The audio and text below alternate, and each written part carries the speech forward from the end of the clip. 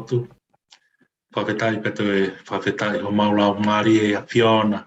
Tuku e whanga Mārie a hon, ki mau te unu mai ai, kau mai kau ngā karistiani ko toa pē, kau lotu e siriana ko toa pē, mau kau whatahe proklama ko toa tape a hon, mau ilo whau a fia o hen pa tāpa ne kare a lau Mārie māno ni, ki ne whakaino hino ka tek mau tolu ai profola, ka māma ki o mau ngahi ongo a ngā ko e ala whorau, mau whanonga ai, me taimi ke mau au sia i tāni ti mau whanonga ki ai.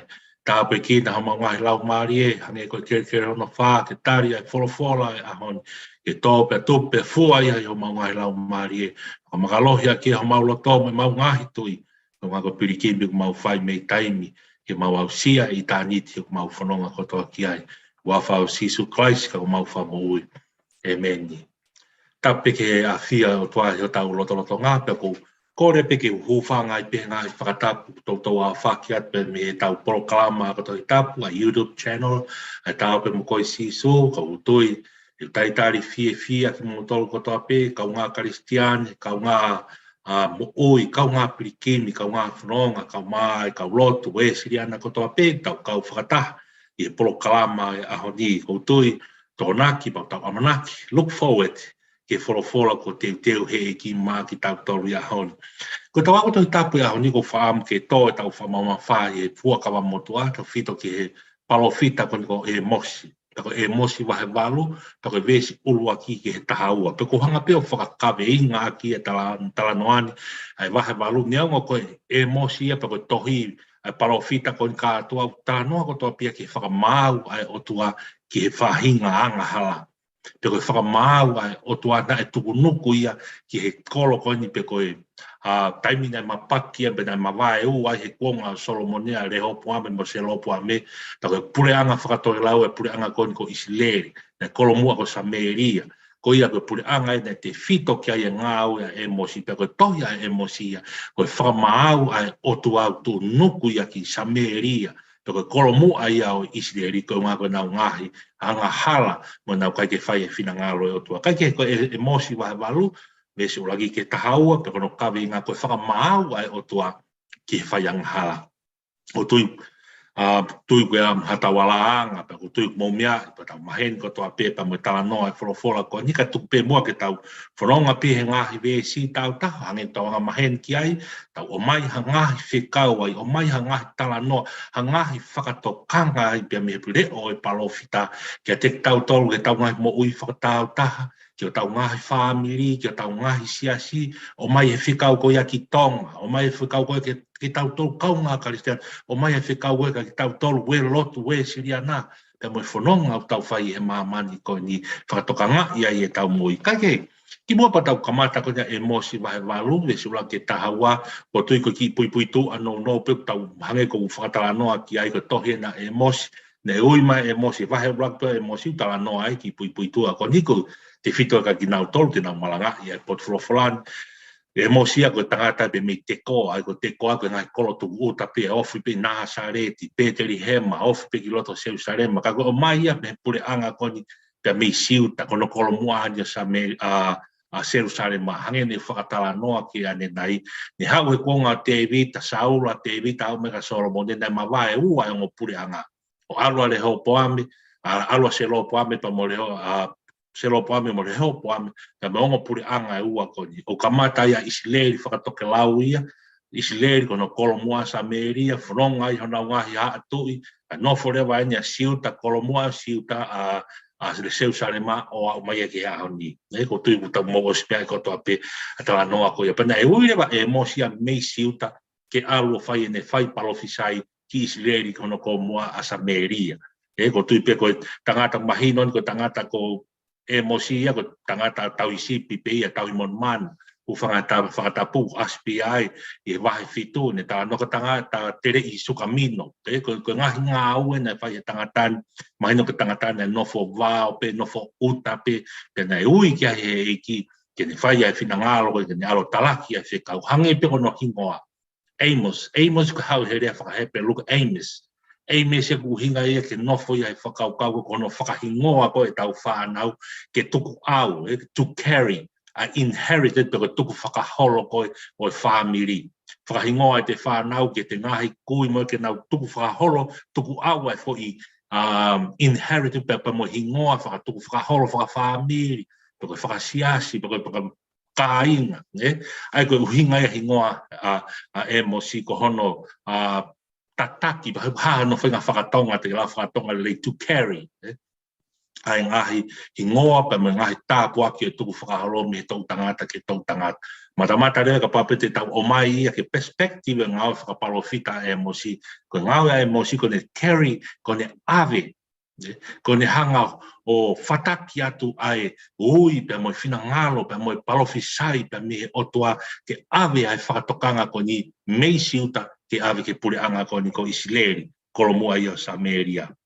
O tui pa ko tohi pilewa ko e me ke wahe la koeanga ni wahe la lahi e tohi ke konga lahi tolu ma winga peka ki tau tolu whakamalanga ka waho naki kau paki de lawa whahinga ko ne tohi pa whaingofua rewa e te lau folofola ke te ilo ko fo I tohi ko toa pe ko pupunga vesi pupunga wahe o na nofu tau tolu ke whakaukau e ha kai ke ai ko ka kano e tohi ko wahe ulua ki ke wahe ua vesi ni ma me nofu e ke whakamau hono whakamau I ngahi whanua kaunga api o Israeli. Maari e whakatokanga e pa mo whakamau e hotau o tua.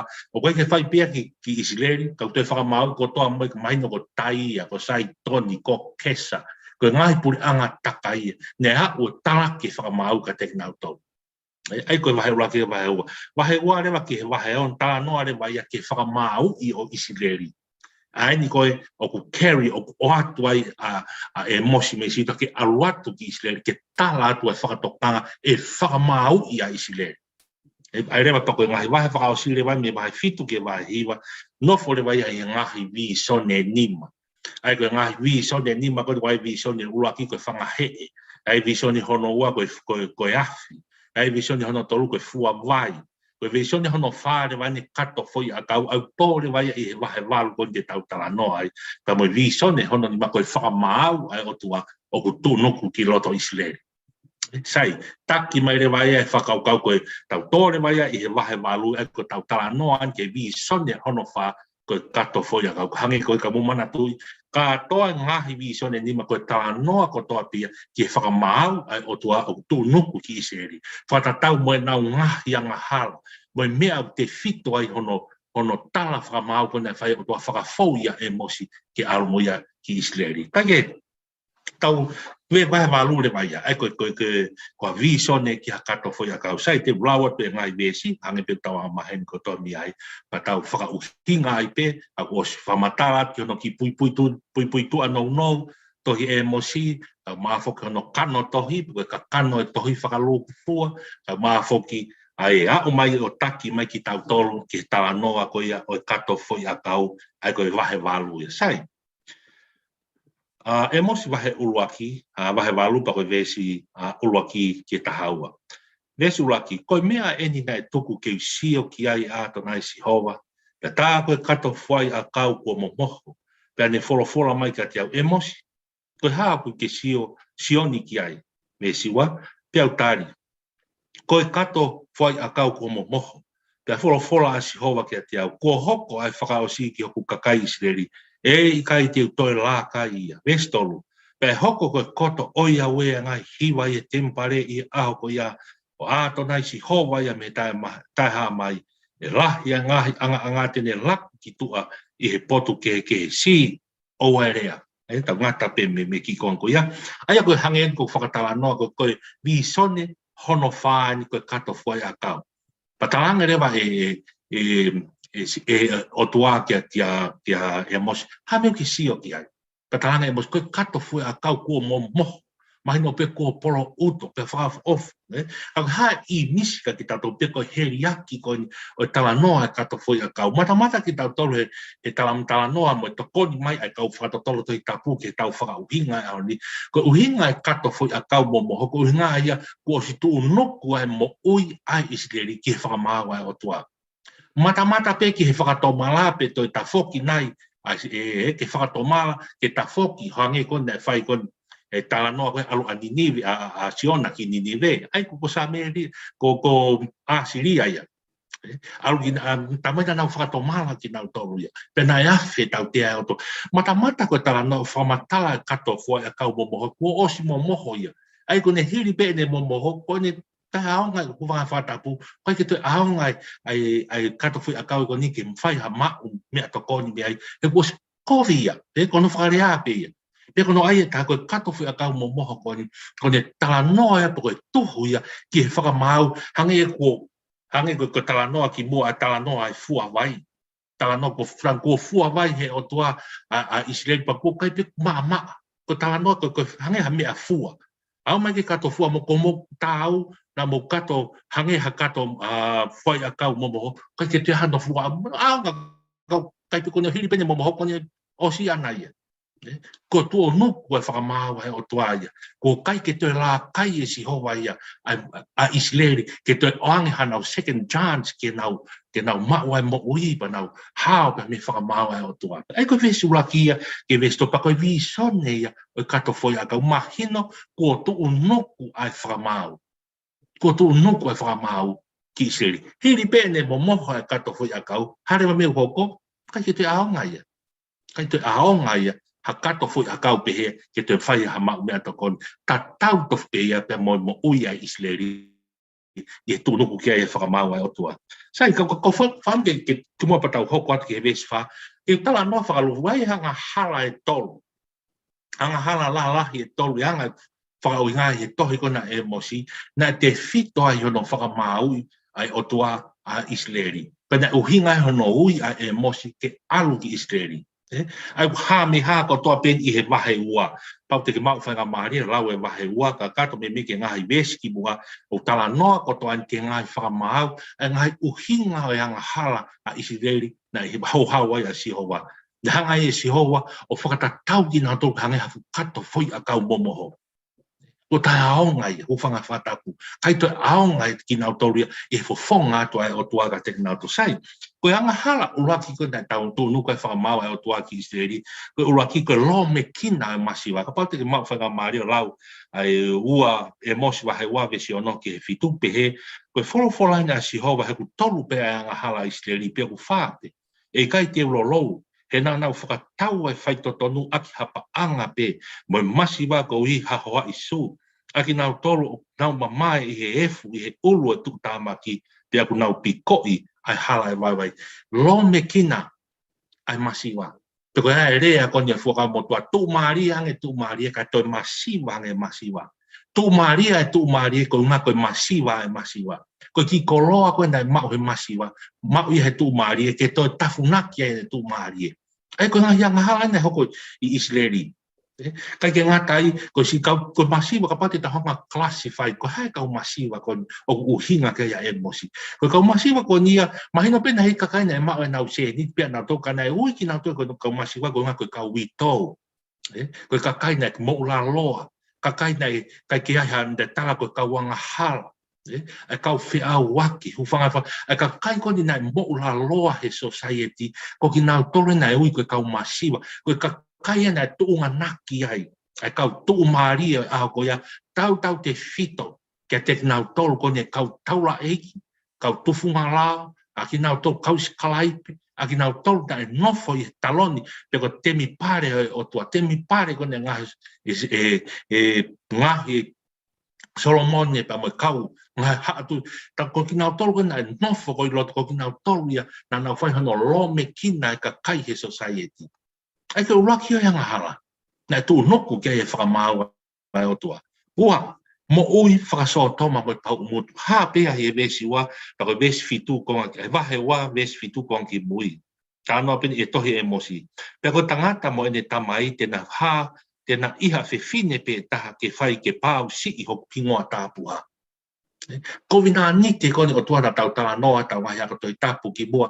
Ke tau whakamafa ke mahu e kovina ni te koe o e mari. O no nofo ai tangata mo e whewhine maa no ni he koe kovina ni te mea ai o tua. O kai ke ngata pea I he no nofo whakamari he whi o whaaki ai tangata mo e whewhine koe unga koe ta te o whaka koe unga koe kovina ni koe o whai ai o tua akapei e fuakawa whoo. Koe mea whaka o tua ia. Patalmai o tua ka ke ka mau mau koe te mau mau iau koe he aho o e whakamau. Ko ngahi COVID-19 te oni ko ia tala mai, ko tamai ta mono foha, na no fo pe hufanga whakatapu ka urea pe ai folofola. No fo pe mo fine pe ta. Aia ko ngahi mo uia te ui pe ko mo whakaso toma. Ai mo whakapau mutu, whakatapu ko fi au waki.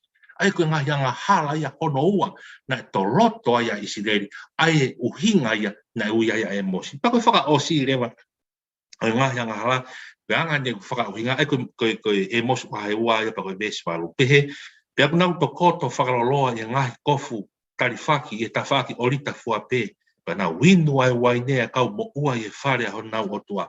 Ai ko tala nau ko whauhinga ni mata au ko tuhu e ngahala hono tolo e ko ni ke ngawe aki he kau taula e ki ai huafa otua, ai lotu le lei ai otua, ke whai aki ai e nau manu, ke whai aki ai e nau ngahi, te hui whapa appeals financially, po economic, ko nau hanga o whamamahi i e ka kai masiwa a ke tānaki mai e paanga wahai hongo furu me ngai unau ngau a ko ngake whakatori a ke ai hona wahi loto.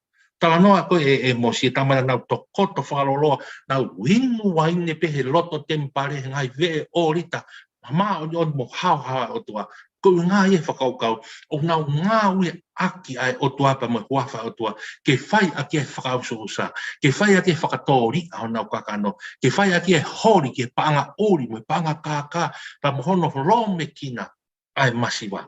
Sai ko ngahi hanga hala e toko tui a ki tau tolu kau malak mone mahino pe fu hanga hala e tolu me ko osia wahe uraki e moski e wahe hiwa.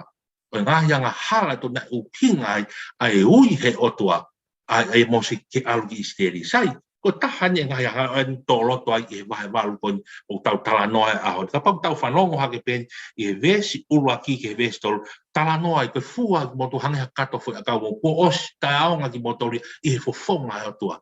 Kai te fofonga te o tua ia, te ai ha mahu inga Israeli, ko ngaka mo ngai, lo me kina e masiwa. Tu maari e ko ngaka e masiwa.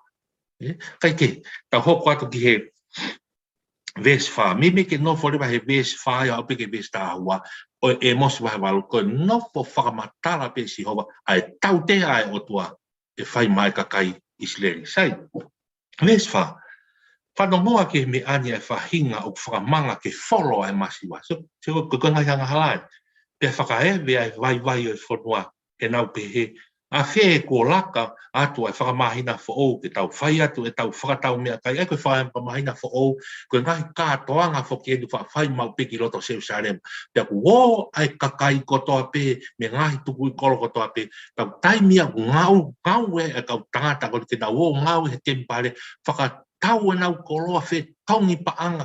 E koe mea koe tio, o ke hoa tia ke whai whamahina whauko ngā koe ngai kātoanga harvest, koe kātoanga Israeli whamana whalangi hona otua. Kai hoko kātoanga e otua koe taimia ke nau kumia i hona tu maari. Koe ves whaari. So ke ngā wene e ka kai koni Israeli nai whai. Vesi ni ma, e nau pehe, vesi ni ma, a whee ko laka e whakamahina whaou ka tau whai e tau whakatau mea kai. Pea ke osia e sāpate, pea ke mau whakahawa e whare koloa wite, e whakasisia e wha, pea ke whakalahi e ma mawha e si ke riko pa angai. E whapa mo i pa, ko si ko tala noa e pa, whakapa mawha, ai ke toi pa mawha angi. Whatohai, e hala ka kai koni, e ka kai koni i loto Israeli, hono whakamamahi i ai masiwa. Pea ke whakakehe ai fua tau kā. Mesi man. Mesi ono, ke whakatau ai vai aki hapa anga, pea koe masiwa ko ui koha hoa i su, te tau whakatau foki ai pate i uite. Pate i uite, koe ngai mea koe ke aonga, koe fua i uite, koe pate i uite, koe whakatau atu moia. Whakamalohi i ki nao tolu. So, koe ngā uen e whai, i he aho kone kātoanga whakamahina who'o. Hangien koe ko te uen ke whai hatau lotu.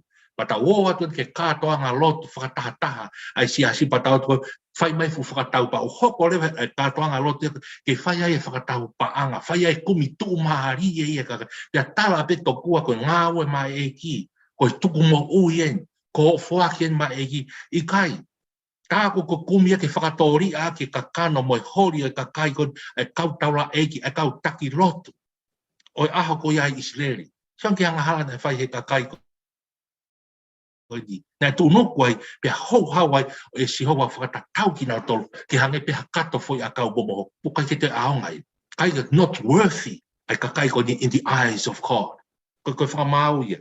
Hoko ati, verse fitu, kua fua kawa ai si hova i e langi o se kope, ilo e au ka pau te whangalangalo i o tā ngata hataha, e ngai mea kua whai, verse walu, i kai koa e tete e whanua ko hiko e mea ko ia pia tangi e nofo kotoa i ai, aua e hake kotoa hake a naira, pe e hou, pe whono hifo hange ha waita whee i spite, verse wa, pe hoko he aho ko ia ko ato nai si hova me taia mai, te uai ke toa e lahe ke hoa tā, pe te uai ke whakapo ori e whanua lolo tonga ni aho mama, verse hongo furu, pe te uri riu e ngai kātoa ngā koe koto tangi, pe ko homo ngahi wa kotoa koe koto tangi lau lau, pe ai tauanga a ki homo ngahi konga loto mo tula ki homo tumak kotoa pe, pe te ngau hia ke hange koe tengi hia e te mea pe taha, pe hono iku anga ke ta tau mo aho mala. Verse fitu ia ki e verse hongo fulu, ko tala noa kotoa pia e si ho ko folo to toni a si ho whakafauia e mosi kia kakai, ko e mea ni hoko ka te motoru. Tō ai la ke ho ata. Whakapouri e whanua rolo tonga aho e mama. Ko e kātoanga kona mo lau ai, o mo fia, mo tānaki ai, o mo kola whakatō ri a mo kakano, e hoko e ko e kātoanga tangi. Ko ngahi whakamahau ia o toto mau whakamahau o lau whakalau te lau e vesi ke ngahi whakamahau ai o tua e tengi hia a loto Israeli. Vesi tata, tala atu o onu mai hataimi, ko ato nai si hou mai me taia mai, pe teu whekau atu ha honge ki he whonua. Kai koe maari e, whatonga i vesi tata, koe honge kon ki he whonua, o kai koe honge mea kai, pe koe honge mea inu, ka koe honge i whanongo ki he wholofola si hoa. Maari au pit, koe honge koni e pa koe tau tea koni u whai he o tuau tū noku ki Israeli, koe honge koe honge i whanongo ki wholofola e o tua. Koe honge he mea inu, mea kai he mahino pepe au hape si noipa, koe honge ke hou hawa e o tua.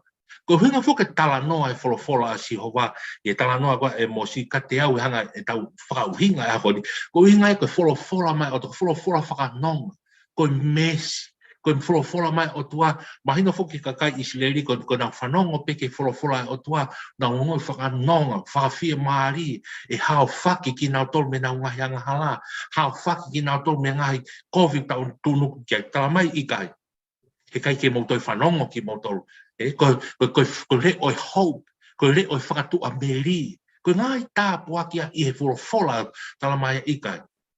E kai ki ngata honge mea inu, honge mea kai, honge whanua, taka sino e auha pia, honge wholofola o toka, hangea nia whakaauha e sino, whakaauha mo e lau maari.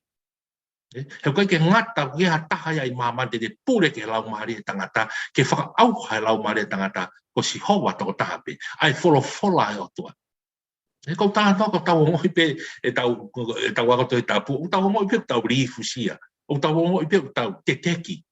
E whainga raft, a judgment, righteous judgment of o tua, i he whokawa motua.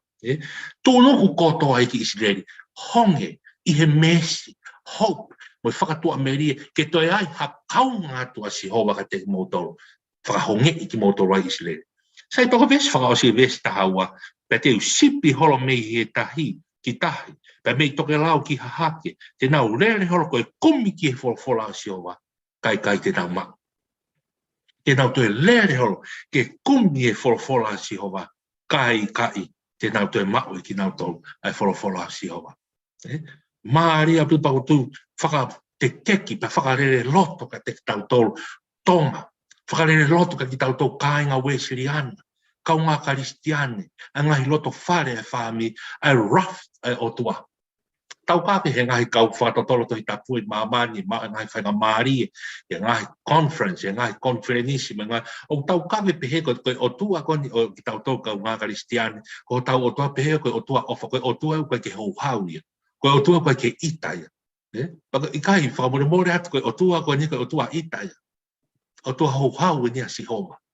Talunga pe mo ne fuaki no aloa sisu Christ ke ne ha mai inisio e mesia o tua pe ne hanga he kakaha wrath of God o pare mai he tua eikos tapu pa mo sisu Christ o ta o sisu Christ pe ke tau hao ai malu pe me whamau o tu nuku mai ka o tua hau hau o tua whai tau te ai tau nofuna a tau mo no foa he o tua ofa mo o tua whai mesi Pirinisi o meri no, mo o tua kon ange kon ko fora o tua, but there will be a day. Kainga whanongo. Rai e aho. He kai ke toi o tua mesi te tau hongi he whanongo ke fora o tua. Ko e fora ko ia ai mesi ai o tua. Ai toi mesi ai o tua ke tau whangahala. Ka ko tu nuku mai a heri. Te moi whamau ai o tua ka ki tau tau. Mari au pito. Maria fa mahu inga ka ki tau tolo mahu inga ngai taimi ai kake ai ko va ule ke fra os ko ves tawa tamai te sipi holomita ai ko ngai ko taimia na ha ke mai ai tu i ko e ka ngai tu ko ai mo me ai foki na fa au he fitu o ka ma mi me ko lau fra ha fu be mo ya taimi ia he fo ka motu a fitu o ma ke senduri raki me a ne aro ya e ko si sukla fitu o taimia na whakaau vai na hifo mai a ngai ha atu i koni o Ninive ko Ninive ko mua ia Asiria i orunga hake peia i Isileri ai ko tu i koni ko tekilati perisasa hoko mai ki hono foha ko Salamanes na kunaua na kamata i hono tautea kon o Isileri ai ngai tala noa lahi o me haia i raktu i uatu Rakalankari mo ua kalankari ko tu to ya fanga Maria ke tau tala noa ke historia mo loloto atu ke ngai tau tea pe mo hanga fonga tau tea na fai ko me pe tau ilo na nau hifo ngai ha atu ikoni ko tekilati perisasa mo Salamanesa na to hanga he na ongo foha kon ko sa kon ai ko sa kon hono foha ko ni ko sena karipe o to faka osi anga au na fai he na ongo kui kon kono faka au ha isteri faka au ha ko ya pena kai peke te ha Isileria o a mai ki ai ko whakatala noa kon ki Sameria. Ko siuta kon ko Seusare mai ana to whakaau a whokia hake whoki a Nebuchadnezzar mo Papilone he taimi ono noa tolu ni mahiwa fitu ka ma ki mui au pito ia. Kai mana tu na to whoki pe ai na iskeri palo fita ko iskeri palo to fita ko tania ana to whoki ko Sameria kon kolomu ai o Israelina os pe au mai ke kuonga si su me pena tau ilo ko Sameria ko fonua muria ka hiri ko ya ko Israeli pe ya ai na mavai o mai he kuonga Solomode hange ko ke me ai ko fonua muri ko to ko foreign land ko to pe ko si au ha ko to na taki po pura pe au pe ngata pe ai kuonga koni sio ke ho hawel in honge e whanau ke whorofora o tua. Toki hoko ata pe toki mau whanga maari e ke toki lau ai pe vesta tolu hoko ata tala noa ko toa ke whakamau mo e hou hau ai o tua na e tūnuku ki Israeli. Kai ke ko whaambe ko tala noa ko niu os mahino le reika ki tau tau whakama opo ai tala noa tau whatonga i kau ngā Karistiane, kau e Siriana. Kau whatonga i ke whakamau ai o tua o ku tūnuku ke mea ko whaianga hala. Pakto o mai pia whakatokanga ko ni ke tau tūhake o rea whapalofita, tau rea ki tonga, tau rea ki he lotu ki tau tolu kau e Siriana, ko tau siasi, tau rea ki o tau ngahi whaamiri, tau rea ki he tau mui whafoi tui, o te tau mananga si, o te tau roto vei ua, o te ke talaki ai mo oni ko ia, ai ngai whamau ai o tua o tū noku, ki he whainga hanga hala ko ni e tolu na ulau ko ki ai. Lo me kina e masiwa, tau te fita ko identify o e masiwa he kuonga ko ni o e mo se duri waru, uhinga ki si kau i tau, uhinga ki kau tamai mate, uhinga ki nau tolu na lo me kina e nau mo ui i society. Kai ta whatonga ngai, tala noanya e mo si. Ka kaha hou hawa o tua honge he whanong ki he wholofora. Au mai ki fuakawa fō ki mai a Sisu Christ.